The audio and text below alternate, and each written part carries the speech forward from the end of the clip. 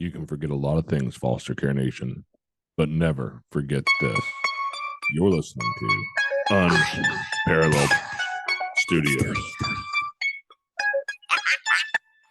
Passing now. Foster Care Nation, listen up. This is Foster Care and Unparalleled Journey. strength for the powerless, courage for the fearful, hope and healing for wounded hearts.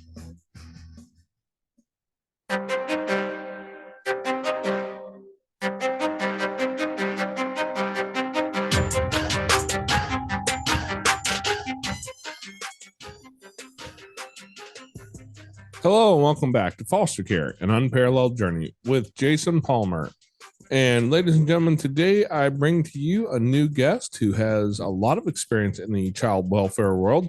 I have Miss Avni Panchal. Hopefully I got that pronounced correctly. I practiced a couple times, guys, because as I've mentioned many times before, I'm great at mispronouncing names. Did I do a good job? Yes, you did. Excellent. So we've got Miss Panchal here today to talk about foster care and what she has seen as a need inside of this, because as a former social worker, she had a lot of view from an angle I don't often see. I'm a foster parent. I have kids come into my house. I met some great social workers. I have met some horrible social workers. I'm not going to name names, don't worry, but I've had social workers who've never seen the kid. I've had social workers who you couldn't get a hold of, or if you did, they would promise to get back to you and never do that. And we've had some who were truly amazing, who worked their butts off to try and get the kid's life locked up and taken care of as soon as they could, so they can find some permanency. So sometimes I'll say I love social workers when they're out there working for kids, and they frustrate the crap out of me when they're not. But I understand that whole view was totally different than mine, because I imagine you are somewhat of an expert in doing paperwork from that experience.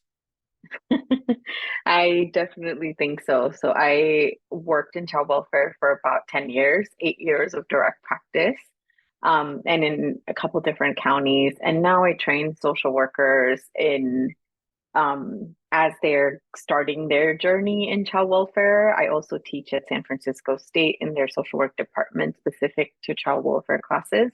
And I have my own private practice where I see individuals and couples in my practice and do consulting work.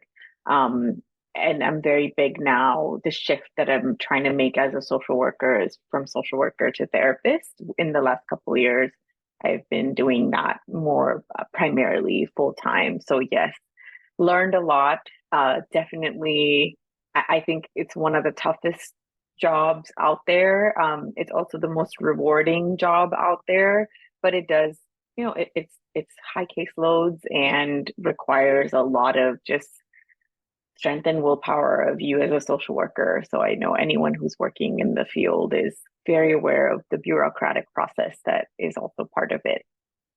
Especially if you ever get to work on an ICPC case. I have done a couple of those. So yes, that is the interstate compact agreement between the states where you approve relatives or non-relatives for family, for foster youth, to be approved to live in another state. And yeah, those are definitely require a lot of coordination and collaboration. I believe federal law requires that all that paperwork be handwritten and then sent to the other state by carrier pigeon. Is that correct? Because I would say yes. Process. I would say it's a process. I think they are, and depending, once again, I think a lot of this is going to be caveat asterisk depending on your county and what the process is and what state you're looking at. But yes, I think a lot of paperwork is required for you to start the process and have that contract agreement with another state. Yeah, we had one little girl stay with us who she came to us because they needed a placement, and she was going to send her to her grandparents' place, and she would have been there in the afternoon, except that they lived 10 miles on the other side of the state line. We're a few miles inside of Missouri. They're 10 miles into the state of Illinois. That brought about the ICPC process, and she was with us for months and months and months and months. because that's what it took for her to be able to go live in her grandparents' place, which I thought was quite frankly horrible because she knew these people. She loved them. This is like grandma and grandpa whom she loves. And we had some visits and that sort of thing, but still, like, that's where she really should have been. But because the government is obviously trying to protect the kids and get all the safeguards in place, and I understand that, but bureaucracy oftentimes makes the best thing difficult. I think is the best way of looking at it. It's necessary, but man, it's hard. So yeah, Yeah, it definitely lengthens the process a little bit for sure. I think a lot of these policies are good intention, and then when it comes into practice, because we're not, it may not be thought of the 10 minutes, 10 miles away from the state line, which is going to create that process. I think health insurance is another place where that bureaucracy process comes in. And so good intentions, but how it's in practice looks very different. oh yeah, yeah. I mean, and I'll join the next person to complain about the way the government doesn't work super efficiently. I mean, just go do your taxes by yourself once, and you'll agree that the government's not always great at doing that stuff. But I also understand that what they're doing is attempting to avoid problems. So, as much as I'd love to complain about it, it's there for a reason, and it's part of what we have to do to be certain that the kids are taken care of properly. So I'll complain a little bit, but I understand the reasoning for it. So you got into the world of training social workers. Mm-hmm. What does that look like? Because I would love to be in that class because I feel like I could give all the other advice that from our end it seems like they don't get. But I also know that I feel like you're probably giving them a lot of information already, and that's a difficult part. Yeah, and I'll speak for California specifically because that's been my experience. I know different states have different things. So in California, and this is through the Adoption Safe Family Act, where they just wanted federal, and this is federal government really wanting, well, how are you really doing the work? How are you promoting safety, permanency, and well-being, which are sort of these three massive tenets in child welfare for children and family? And they wanted to know, well, how is this happening in action? So California particularly took it as, well, we need something that's a standardized training because it looks very different for a major county like Los Angeles versus a county that's up in the mountains in Shasta or, El Dorado or something like that. So there is this core curriculum that happens for child welfare workers. And this is something that you go through regardless of what county you're in. There's a standardized set of trainings that you take. There are different regional agencies that get it, that provide these trainings with social workers and trainers who present those trainings. And so there's a whole curriculum that social workers are introduced to. I also am a Title 40 recipient, which essentially that means federal government has very specific funding when you're in the graduate program to make your concentration specifically child welfare focused. And so the idea is you're getting a stipend for 2 years and then you're committing to work with county for 2 years, which is where I started my career. And that program specifically sort of starts training you from your grad program to be working in child welfare. So a lot of my internship was focused on foster youth in my first year, and even my second year I worked for a county internship, and my some of my classes were also specific to child welfare. So I've been doing this since 2009 really, if I count my graduate experience. And so it just was a really beautiful transition for me to kind of figure out, okay, what do I do next if direct practice isn't what I'm going to continue to do? How do I still stay connected to the system? And training was a lovely way for me to kind of bridge that gap because I still wanted to do the work, but I wanted it to look a little different for me. So that's how I kind of got involved in it. So, what drew you to working with kids and kids from hard places, especially? That's such a that's such a big question, and we could go so long answering that. So right now, in terms of direct practice specifically, that would look like working with parents. That would look like offering trainings to social workers. That would look like, consulting with agencies that are working with foster youth or foster families. So that's a little bit of my angle today.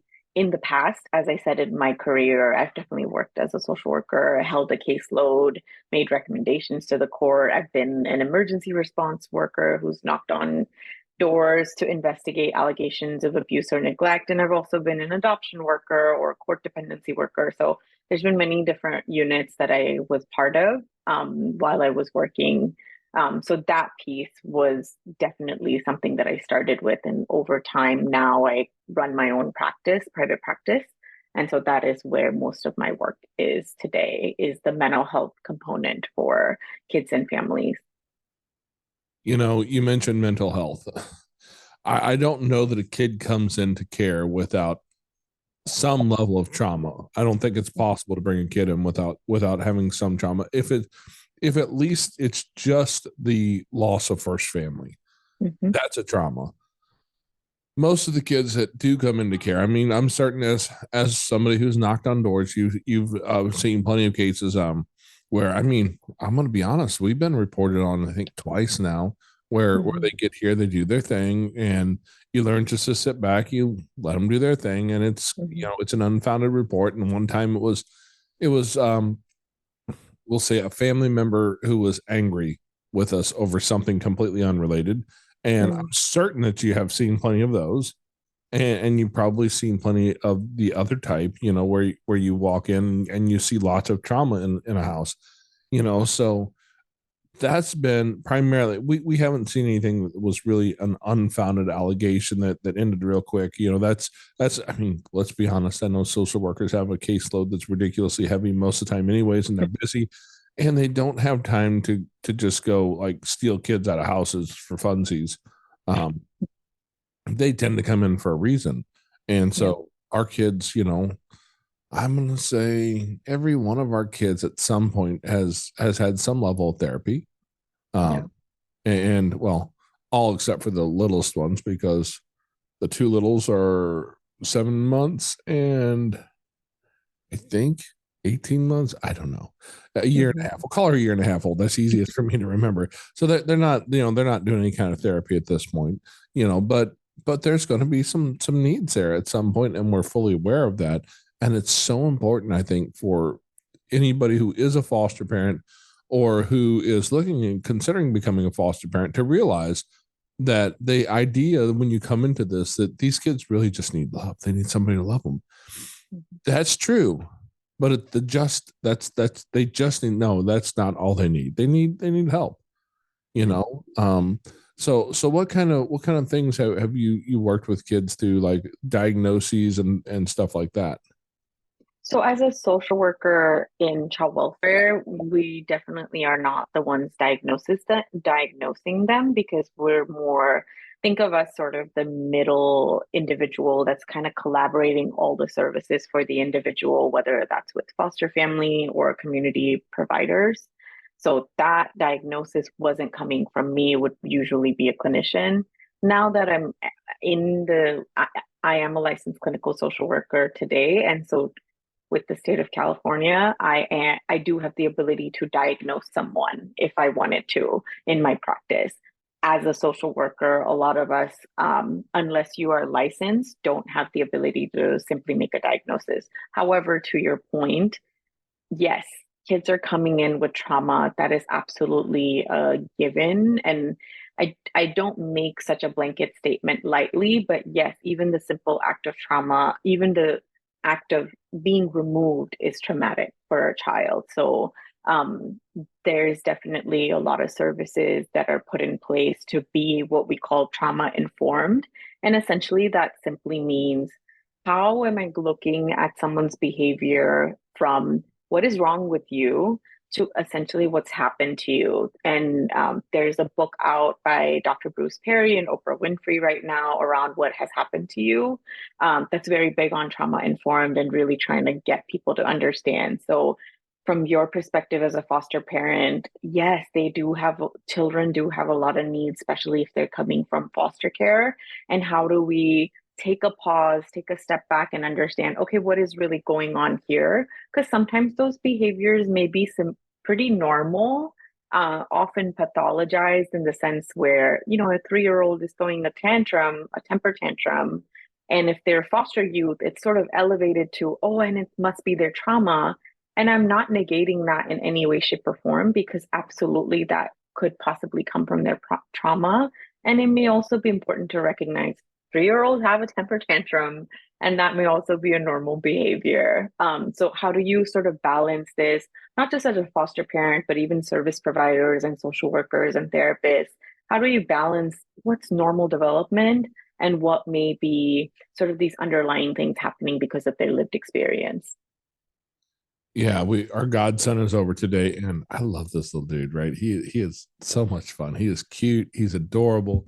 He is a lot of fun. He'll come in here, and I have this big box of cashews that I get from the grocery store on about a weekly basis, and he'll sit on my lap, and he wants pieces, and we'll sit here and play trucks. And today the truck's wrecked, and we had a blast and all that because he just turned 3. And what most people forget is that the terrible twos start at about 2 years old. Mm-hmm. They also last for about 2 years. And and I'm gonna tell you, when he decides that they'll fit, oh man, look out. Now I know this boy. I know his parents. His parents went to high school with our son, and we have been kind of a surrogate and mom and dad kind of figure for a lot of these kids going through that stage. And we become godparents of this little guy. I know him. He does not have like big trauma in his life. He has good parents. He has a steady life. He has a dad who loves him and thinks the world of him. He has a mom who, like, when she brings him over in the afternoon, it breaks her heart because she has to go to work for a couple hours and he'll stay here while she's at work. He doesn't have a lot of trauma, and he still throws temper tantrums from time to time. Yeah. It's partly because he's in the midst of the terrible twos, and that's where we're at. So yes, that's for sure something that we all have to pay attention to, because I see posts sometimes about, I have this foster daughter who's 16 years old, and she doesn't want to listen, and she won't answer my questions, and I'm like, I have bio kids who do that. I don't think it's trauma. I think the trauma they're experiencing is called puberty. It's the teen years that they're just going to do that, and the trauma in their world can exacerbate that for sure, but it doesn't mean it caused all of it. Sometimes, I mean, now I never caused any problems as a teenager. I was an angel, and I can only say that because my mother is not here to argue, because she would. But yeah, that's really an interesting thing when you look at it, though. But a lot of these kids are going to need some level of therapy, counseling, some sort of help to work through some of the stuff they have. And as a kid of the 80s and 90s, I can say that trauma wasn't a word back then. Trauma was just that was the center at the hospital where you went if you were in a really bad car wreck. And therapist was, if you went to a head shrinker, there was a joke attached to that. We didn't think any highly of that at all. And in today's world, I do see some of the stigma coming back off of that, thankfully. Because I will be the first person to tell you that, like, we've got a guy. Amanda and I, we've got a guy. And once a month we go see Dr. Tom, and the dude is a freaking genius. And I love Dr. Tom. And he has been an integral part of our life and our own traumas, because we've been through some stuff, and it's needed. And we can do that and even talk about it on a public platform, and nobody will even blink an eye about it.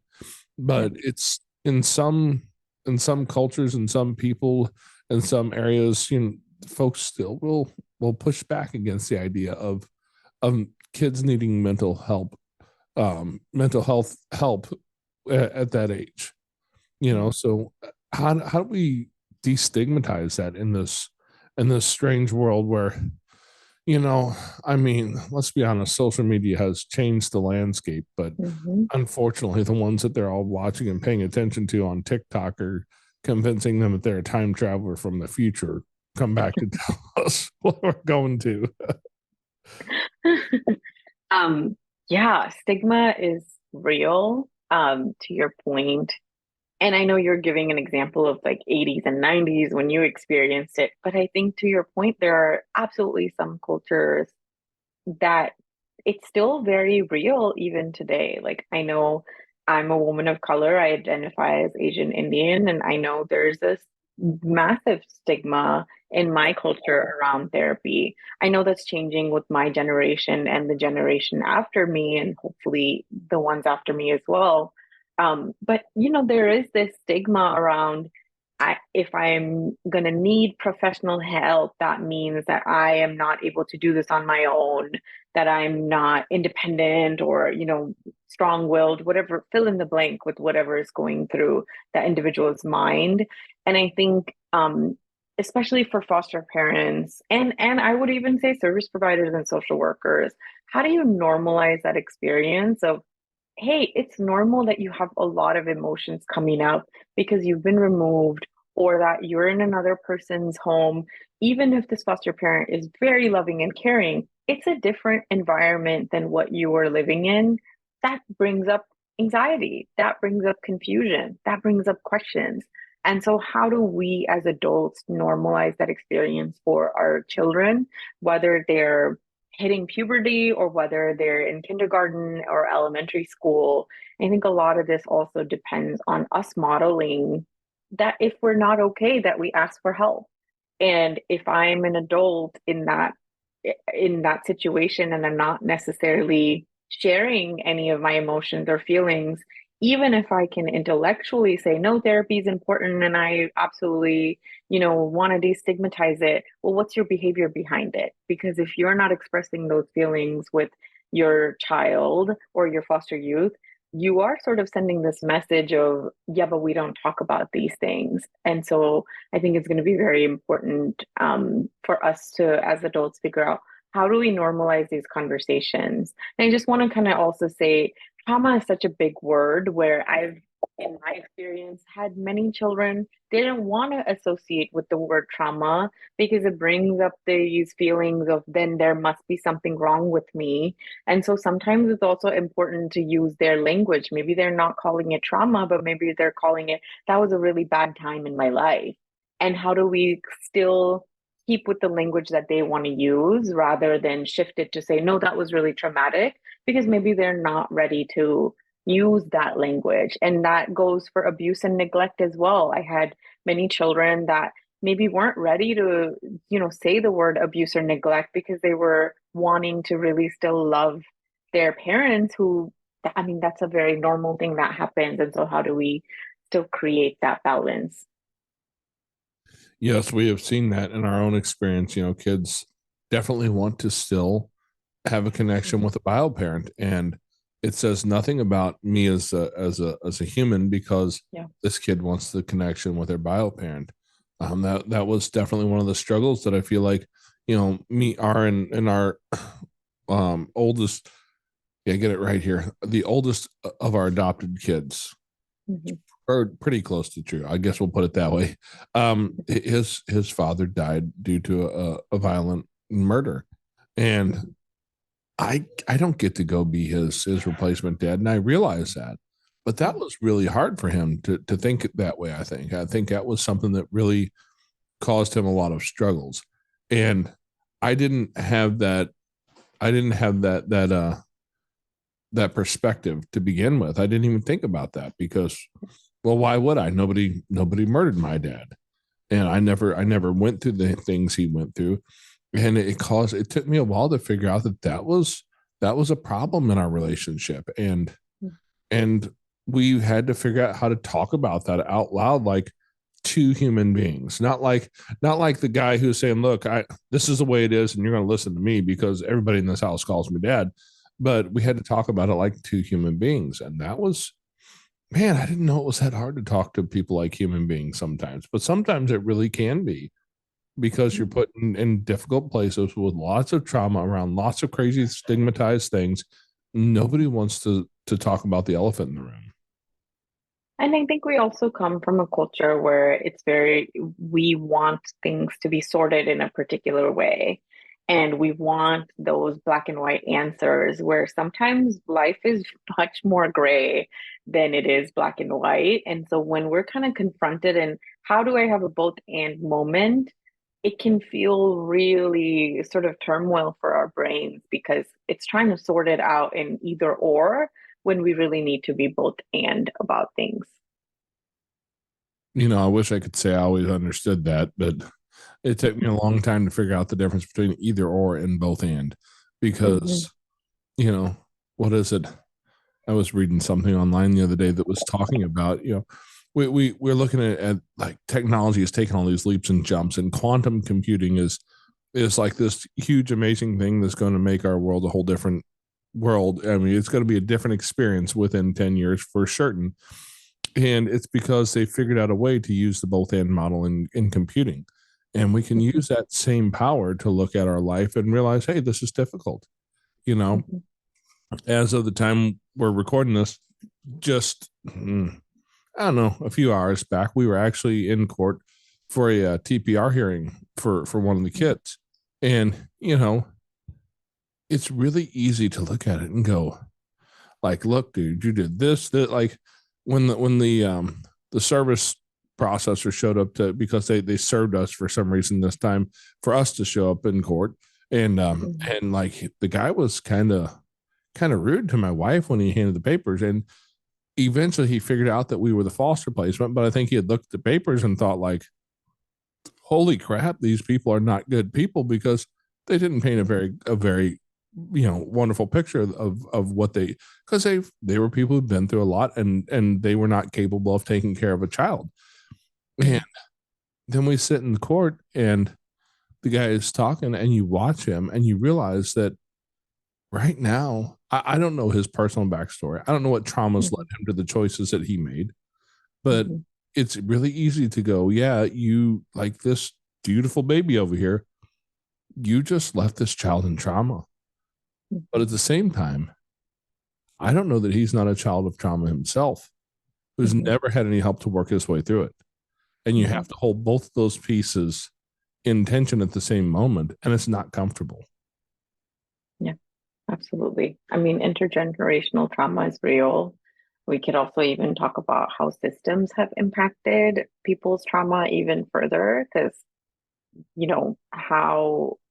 how much conversation are we having in our school system around trauma informed practice? What is their understanding of foster youth and their experience? What is the medical system's understanding?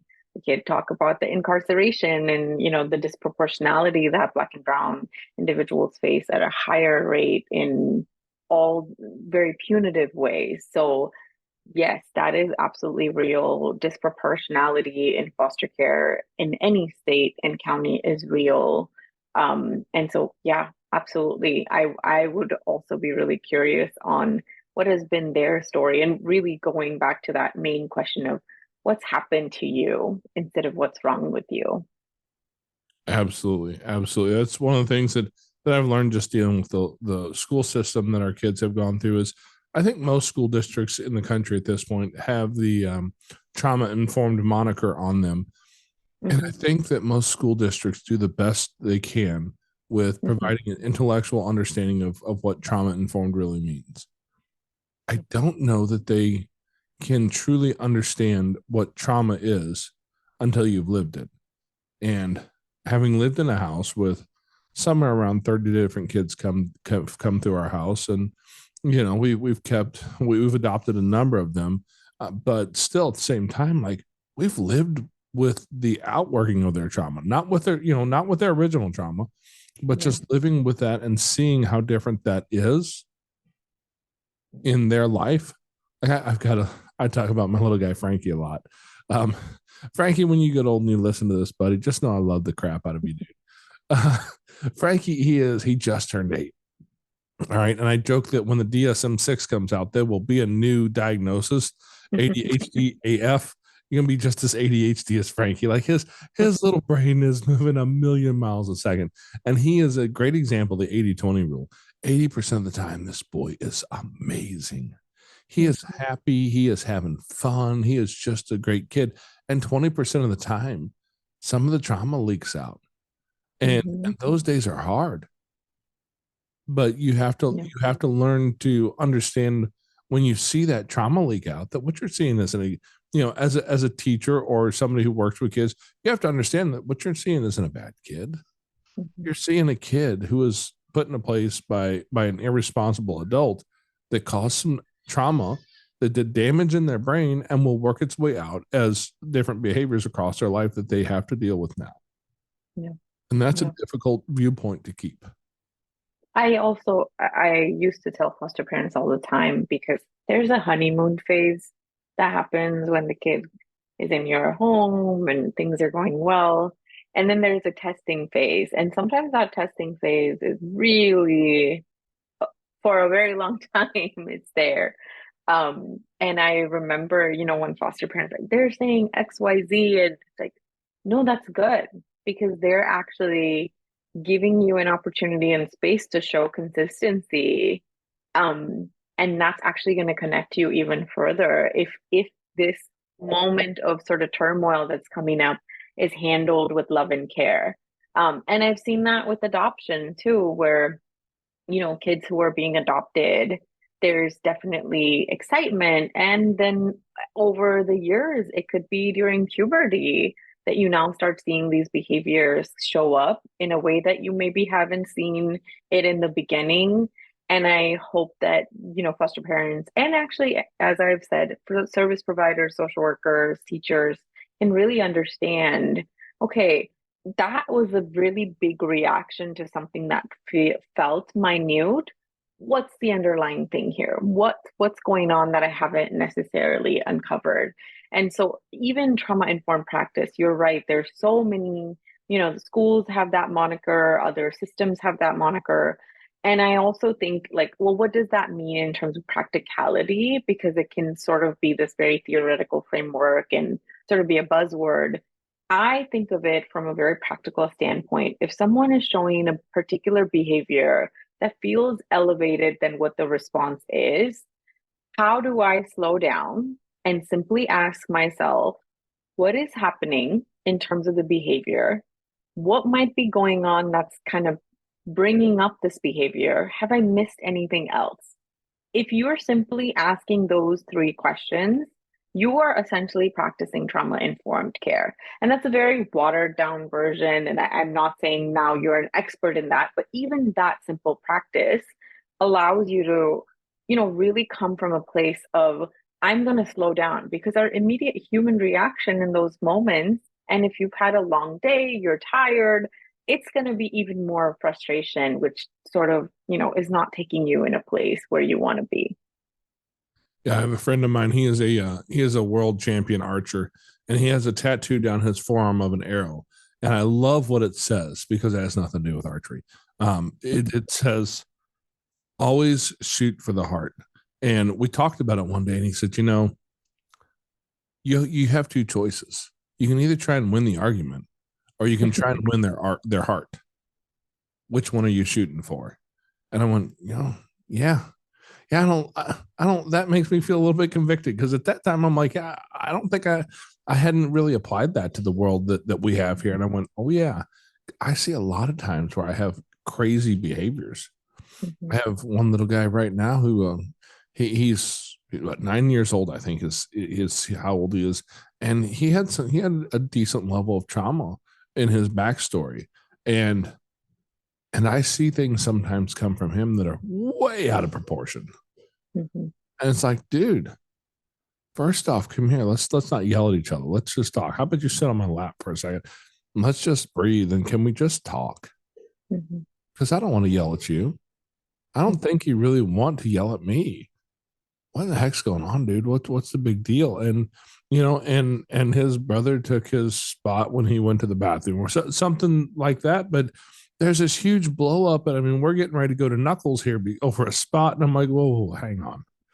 Now, to be fair, my mom didn't find out until years later, but my sister and I, when my mom would go to work and would leave us at home sometimes, I'm pretty certain we've both been drug out of a chair by the hair at some point, because we acted a fool too. But I see big reactions sometimes on things that don't make that much sense. Yeah. And a lot of times I have to stop and go, okay, if this doesn't make sense to me, it probably makes sense to him that this Mhm. reaction is going on because he feels something that he doesn't understand. So let's see if we can't dig that root out. So And one of the go ahead. I'm sorry. Sorry. And one of the things that happens when it comes to trauma is we have the sympathetic nervous system and parasympathetic nervous system. Your parasympathetic nervous system is really trying to get you to regulate your emotions, feel that calm and peace. And so if you, because of your lived experience with whatever trauma that's happened, if you haven't been able to develop that system, that is what's happening sometimes is, over time, like if I was crying as a baby and my parents or caregivers were giving me attention during that time, maybe it was me wanting to be fed, maybe I needed to change my diaper. And that's in baby phase, but that kind of goes even further. Like, when I'm crying and throwing a tantrum, am I being received? Am I given that attention? The more and more that's happening, the more and more I am developing that system and able to have a very strong regulated system. When I've had trauma and I haven't received that consistently, I'm still learning how to regulate the system.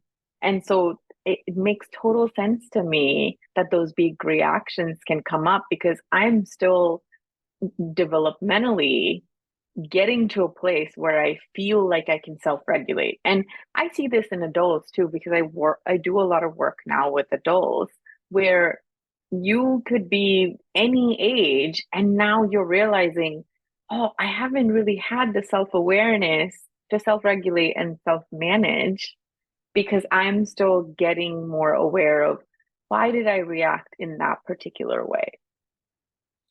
I have met 50-year-old men who have not yet figured out that they don't know how to re-regulate their emotions. And it's so disheartening when you meet guys like that and you're like, whoa, hang on, dude. Let's back up like past square one, the other side of square one, whatever we're gonna call that, because it's a quote that I saw somewhere. It probably came from Karen Purvis, but it was something along the lines of a dysregulated adult cannot re-regulate a dysregulated child. And that's why I think it is so important if anybody is even thinking about working with kids of trauma that you take the time to do your own work. Because if you have buttons that they can push to get you into that dysregulated space, I'm sorry, but they're going to find them. I don't care how good you hide them. They found mine. Kids are very intelligent and very resilient. And I think they're also, trying to see, are you really here for me? And if that means I know this button, I really want to see how you'd react, they're going to take that option, not out of, even though it feels like manipulation sometimes, it really is at the core of it is, are you really here for me? Because that's what I need to know. It's been my experience that most of these kids don't really, don't really know that they're loved in a deep way because of the trauma. Not to say anything terrible against their bio parents, because they may have done the best that they know how to do with all the tools they have. But these kids have been not only, through whatever trauma brought them into the system, and then they got ripped out of their home and they're in a place that they don't really know if they've ever truly been loved. And I talked to the guy recently. By the time this episode airs, you'll have heard the story and what was his name? I'll think of it here in a second. Philip Harder. And that's one of the points that he talked about was that he felt, he was in the foster system for the better part of his childhood, and he left the system and beat the odds. He left the system. He was never adopted. He never had that permanent home, and he's been through college. He was a pastor. He's like his life has been like one of those exception stories because most kids don't walk through that and end up in a good place. And that's one thing he said was that he always kind of felt like he didn't know why he wasn't good enough for anyone to love him. And I think that's probably a common theme amongst these kids. And one of the major things that research shows time and time again is even if that child has one connection that is giving them that consistency, that is, helping with their mental health and well-being and them understanding just not only their trauma, but even creating that safe space, even having one connection. If you have more than one, even better. But even if you have one connection, it really makes it make significant positive impact on children's lives. So I even talk about as a social worker, because I'm very big on, yes, I'm, wanting children to be in the least restrictive placement. That means with their parents. If that's not happening, are there relatives? Are there non-relative caregivers that they could be with before they are put in foster placement where they don't know anyone? And I'm not saying anything about foster parents because this is really hard work and I commend every single person that is doing it. And there is so much research out there where family and staying with family does have really massive positive outcomes. And there's legal policies around this as well, where we really want to make sure kids are in their families. Having said that, if that isn't an option and they're going to be in a foster placement, how are we incorporating their community, whether it's aunts and uncles or grandparents? How are we incorporating them in terms of visitation, even if they can't be a placement option? Because to your point, we want to make sure they see their community and they're in a place where they feel represented. Yeah, we've our little guy Turtle is mixed. His dad was black, his mom was white, and we have we really tried to keep some of his bio family in the loop where we can. And right now, let's see, a couple of our other kids are mixed as well. And so one of our older sons, his best friend in the world, has a little brother who's the same age as our little guy. And their dad is Duke is his name. Duke's a great guy. He is a great role model for these kids. He gets up every day and goes to work. He takes care of his kids. He is the down to earth guy that you want to have around for your kids to meet. And Duke's a black man. And I love the fact that we can keep people in his life that look like him, and whatever we can of family whenever possible, just to have that normalcy around them. Because I think it's Josh Shipp. Do you know who Josh Shipp is? You've probably seen him somewhere on YouTube. The man has about 1,000 videos out there where he's told his story of his time in foster care as a young kid. And the line that he is most known for, I think, is every child is one caring adult away from a success story. And I think that is so true. That is just so true. And when it's possible, if you have a kid who does look different, who does have some different cultural things in their life, if you can bring that part of their life in and not ignore the fact that they may look different from the other kids in their community, that's super helpful as well.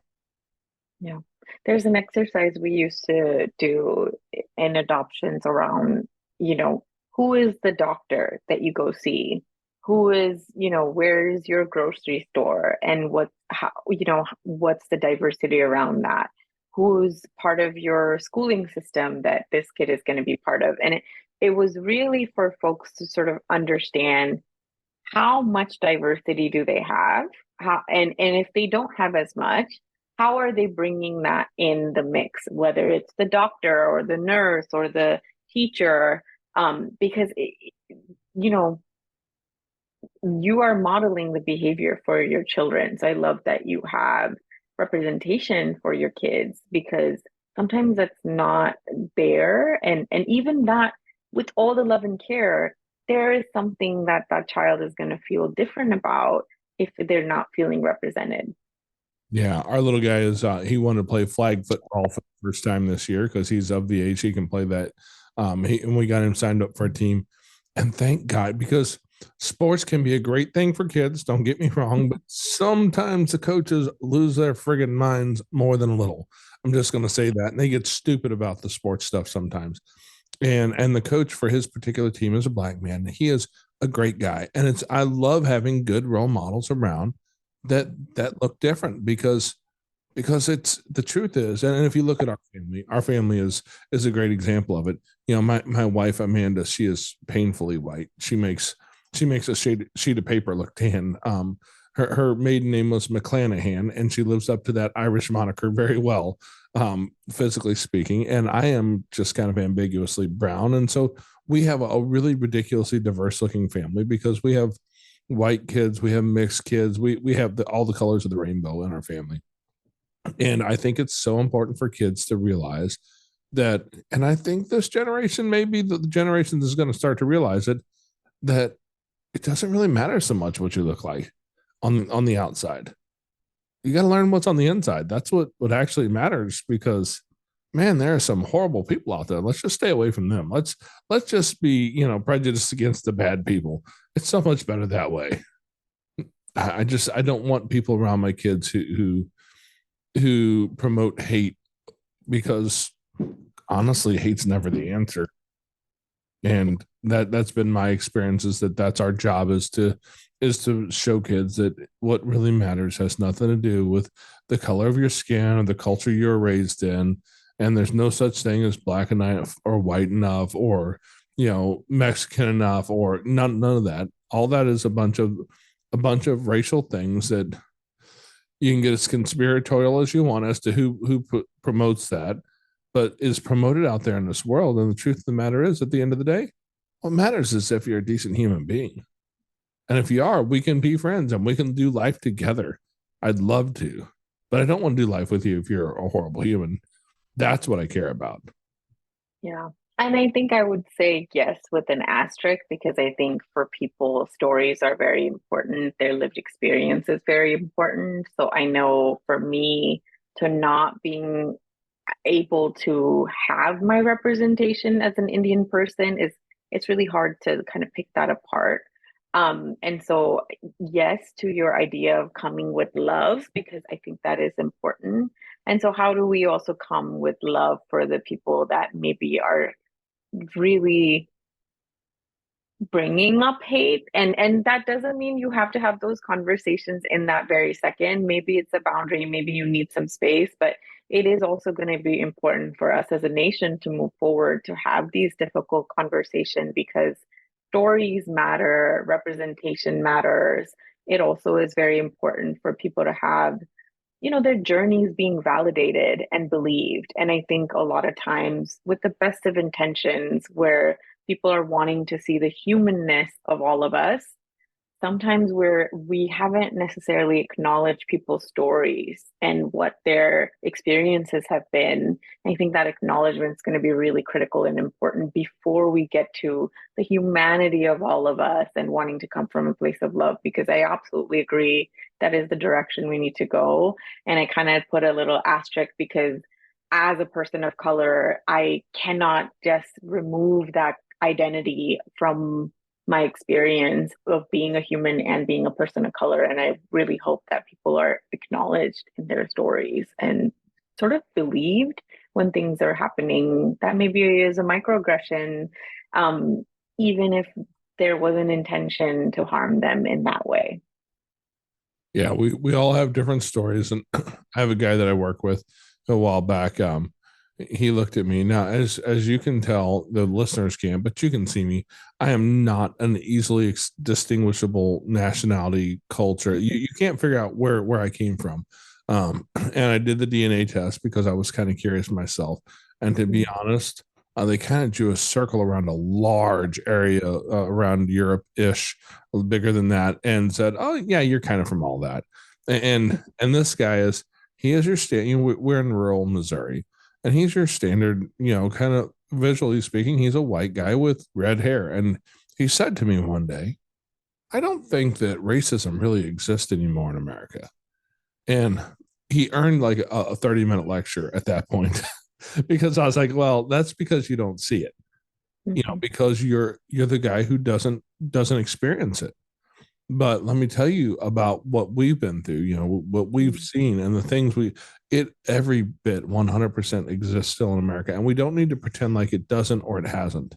Mm-hmm. But I think we need to treat other people as if it doesn't matter to us. And, if you're going to bring hate, because we found a sundown town here in northern Missouri once by accident. Didn't know those still existed until we found that one. But in those moments, like, yeah, okay, I'm not trying to preach love and stuff here. I'm just trying to make certain that our family gets away from a situation that could be potentially dangerous as quickly as possible and safely. But I'm not gonna sit in the victimhood of that and cry and whine and talk about how the whole world is so horrible. I'm going to try and just make certain that everything I do leaves the world a better place, because I can't change that little town. The entire town, from what I understand, at one point the entire population of all of the black people who lived in that town were in the correctional facility in town. Otherwise, they weren't allowed to live in that town. It was kind of an unspoken rule, and so they had to live with that. And I'm not going to change those people. I am just not. And I saw some stuff when the Mike Brown riots were happening a while back. I mean, that happened here in the St. Louis area. I saw people on social media posting things and holding up signs with horrible racial slurs and things that made me like angry just to look at. And I'm like, yeah, you're not going to change those people. I can't change them. All I can do is live my life in a way that shows them that you might be a little off the mark, because I don't look like you, and I can still be a good human. Mm-hmm. Yeah. And I think that's the only power we really have in this situation. But I will also say that for a guy who lives in a small town in rural Missouri, we have a ridiculously diverse community here. And my kids' friends throughout middle school and high school, I mean, I don't think we have a whole lot of Asians in this area. I haven't seen many Asian families around here, but it's pretty diverse. And I've had almost every race and nationality kid show up at the house at some point in time, and they seem to just be friends, and they don't seem to care too much about the racial makeup of who someone is. And I love that we are beginning in rural Missouri, of all places, to blend that and to stop caring about the silly stuff. Yeah, that's lovely that there's that much integration that's happening. Yeah, and I love the fact that that we can just work through that, and I see our kids' generation being the generation that's beginning to make that shift. It's definitely not done. Don't get me wrong. I know it's not done yet, but we're beginning to see the outworking of the work of people in the past. I think our kids' generation also has the most information than ever before. And so, understanding racism, microaggressions, equity, inclusion, diversity, what does it mean to live as a person of color in the United States in different demographics? There's so many stories, so much information out there that kids have access to that I don't remember having access to at the level that they have, which I think is beautiful, because the more we understand each other's stories, the more education we have. I think that's what's going to get us to a place of, I hear you, I see you, I believe you, which is where we foster connections. Absolutely, absolutely. Because at the end of the day, I can't be held responsible for everybody else's actions, just mine. Thank God I'm not responsible for them. But that's my duty, is to just raise my kids to be good human beings and to understand there's always going to be some bad ones out there. I mean, if you go back into ancient writings, I mean, Cain got mad at Abel and killed him with a stone. And so hate and anger has been around since the beginning. And I don't think that that's going to go away anytime soon. And some people will always look for a reason to be angry and always look for a reason to take power and control over other folks. But it only has a power that we allow it to have. And as long as we operate from a place of love and taking care of one another as best as we can, we don't have to worry about that too much. All we have to do is just have the 51%, have the majority of people who care about one another in a way that matters.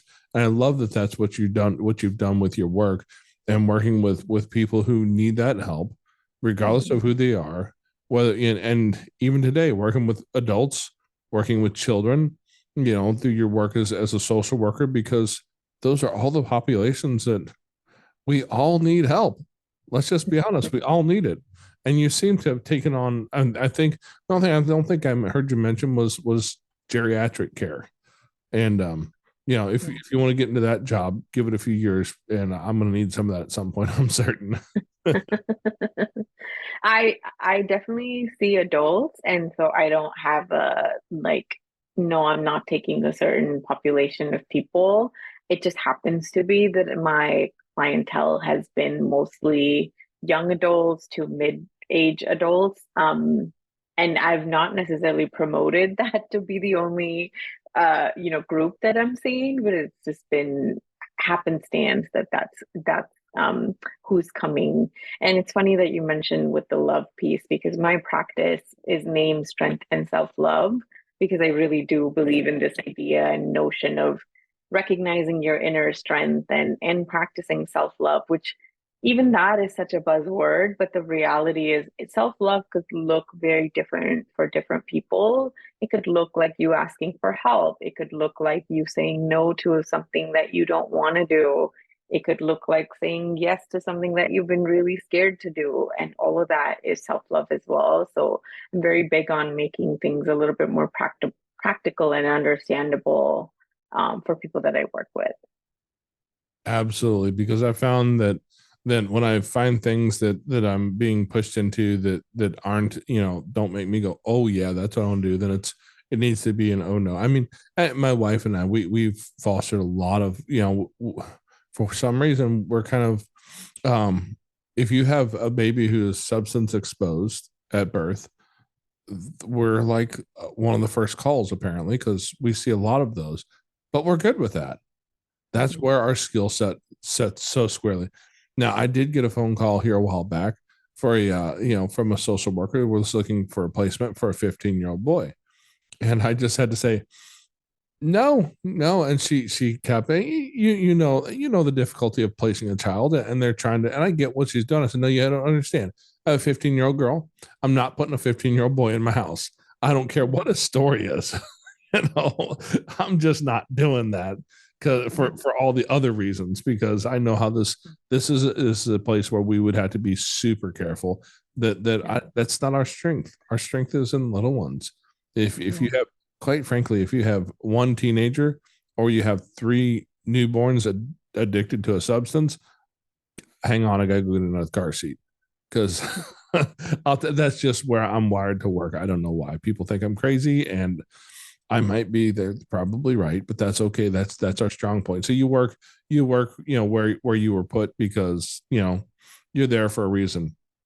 So I think that's just a piece we have to be aware of, is that when we said no to a last placement, a 4-year-old little boy, I'm like, okay, like that's in our wheelhouse, and he had 4-month-old quad brothers. I'm like, ooh, hang on. That that would be tough for any parent. Yeah. Our house is already pretty full. I don't have room to put 5 more kids in here, especially I have 2 in diapers now. That would be 6 kids in diapers. I don't know that you can change diapers that fast. I could be wrong, but I don't think you can. So you have to be willing to say no to the things that aren't there, that aren't in your wheelhouse, so that you can say yes and do the things that you can actually do and make a change in the world, and be helpful to the world and leave it a better place than you found it. No, absolutely. And I think that's amazing work that you and your wife are doing. It takes a lot of strength and willpower, and I can only imagine how much that you probably have in caring for the children that you have in your home. And it seems like you're doing a beautiful job. Well, I appreciate that, but the truth is, God wired me weird, and I, addicted babies don't bother me a bit. It's just what God made me to take care of. Right? I'm here for that reason. I don't know why. It doesn't make sense, but that's my strength, and I figured that out. And Amanda's the same way, and we can walk through that pretty easily. So Yeah, Avni, I really want to thank you for your time today, and just for coming in here and sharing your experience and can you let everybody know where they can find you? I know you said you have some social media presences and everything. Yes, absolutely. So I call myself the Indian counselor on social media. It is very specific in the sense that I do want to open the conversation up, not just for my culture, but even for other cultures where mental health has been a stigma. So follow me at the Indian counselor on YouTube, Instagram, and TikTok. And then the easiest way for those of you who are in California, if you do want to work with me, the easiest way to reach out for therapy services would be strengthandselflove.com. And it's entirely and so I hope that you reach out. I've made it very easy where you can simply book a consult on my website and you don't have to email back and forth. You can see my availability even for a free consultation. So, but follow me on social media on any of the tips that you would want in terms of mental health at the Indian Counselor. All right. Thank you so much. Thank you. Okay, Foster Care Nation, thank you for listening to Opni's story. Now take her knowledge and wisdom to heart so you can create love and healing in your family and community. Be sure to come back next week. We have new episodes every Tuesday. If you'd like to share your story as a guest, you can reach us at jason@fostercarenation.com. You can connect with other like-minded people on Facebook at facebook.com/groups/fostercareuj. And don't forget, we have a Patreon account where you can support our mission for as little as $5 a month. It's at patreon.com/fostercarenation. The links to everything are in the show notes in your podcast player or at fostercarenation.com. And as always, You are so super awesome. I think you guys are cool. Yeah. Thank you for listening. Thanks. Unparalleled Studios.